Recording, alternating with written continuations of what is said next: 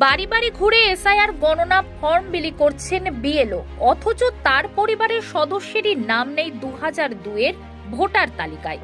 নির্বাচন কমিশন 2002 সালের ভোটার তালিকা ধরে এসআইআর করছে, যে তালিকা নিয়ে ইতিমধ্যে বিতর্ক বিরোধিতা শুরু হয়েছে। এমন অনেক ভোটার রয়েছে যারা 2002 সালের আগে পরে ভোট দিয়েছেন, অথচ দেখা যাচ্ছে 2002 সালের শেষ এসআইআর সংশোধিত তালিকায় তাদের নাম নেই।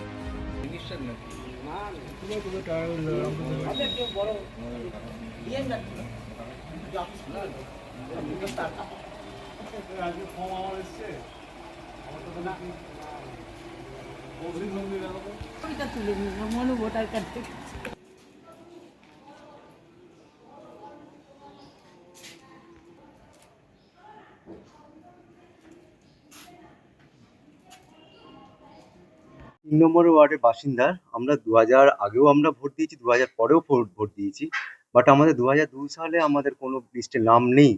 সেক্ষেত্রে আমাদের অসুবিধা হচ্ছে, যাদের ডকুমেন্ট আছে তাদের ঠিক আছে, কিছু কিছু ক্ষেত্রে ডকুমেন্ট নাও থাকতে পারে, মিসপ্লেস হতে পারে, সেক্ষেত্রে তাদের ক্ষেত্রে কিছু প্রবলেম হতেও পারে। তো আমার একটা বক্তব্য যে ভোটার কার্ড 1995 আছে, 2000 আছে, 2005 আছে। আমার কাছে একটাই রিকোয়েস্ট, যে ভোটার কার্ডের পিছনে একটা ডেট থাকে, যেটা ভোটার কার্ডটা যখন তৈরি হয়েছিল বা ছাপানো হয়েছিল, সেই ডেট দেখে যদি করা হয় তাহলে সবারই উপকার হয়। কারণ 2002 সালকে যখন বেস করা হচ্ছে, 2095 কেন হবে না, 2090 কেন হবে না? প্রতিটি ভোটার কার্ডের পেছনে একটা করে স্ট্যাম্প থাকবে, একটা করে ডেট উল্লেখ করা থাকবে।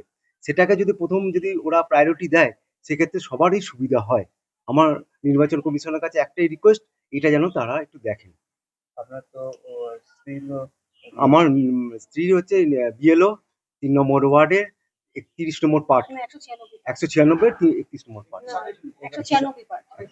এগুলো তো বাড়ি বাড়ি গিয়ে ওনাকে ফেস করতে হচ্ছে। হ্যাঁ, এটা প্রবলেম তো ফেস করতেই হবে। ওনার বাড়িতেও তো এই সমস্যা। আমার হ্যাঁ, নিজেদের মানে পরিবারেই কারোর নাম নেই 2002 সালে। বাট আমাদের যে এই যে 32 নম্বর বা 31 নম্বর যাই পার্ট হোক না কেন, সেই পার্টের ম্যাক্সিমাম লোকেরই নাম নেই। আপনার বাবার আমার নিজের ফ্যামিলির কারোরই নেই।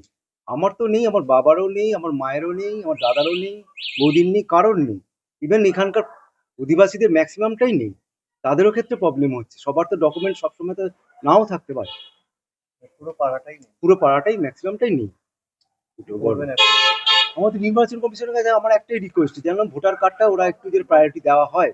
95 সালে ভোটার কার্ডের পেছনে লেখা আছে 95 সাল, 2000 সাল, সেইগুলো যেন তারা একটু দেখেন। সেক্ষেত্রে তাদের সবার সুবিধা হয়।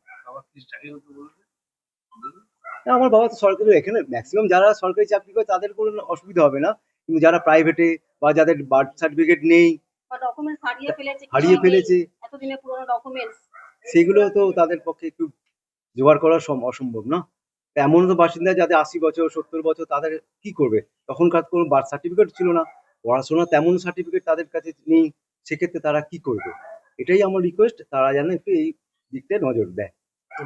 আমার নাম শুভেন্দু বিশ্বাস। 2002 লিস্টে মানে নামটা নেই, কিন্তু এরা এখানকারই বাসিন্দা।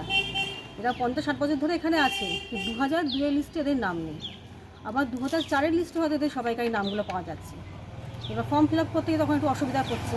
এবার 2025-এর লিঙ্কে যে ওরা পাচ্ছে না, বাবা মার যে লিঙ্কের সাথে করবে 2002-এর, সেটাও এরা পাচ্ছে না। সমস্যা হচ্ছে এইটা। মানে এনারা ভোট দিয়েছিলেন বলছেন? হ্যাঁ, 2004 লিস্টেও এদের নাম আছে।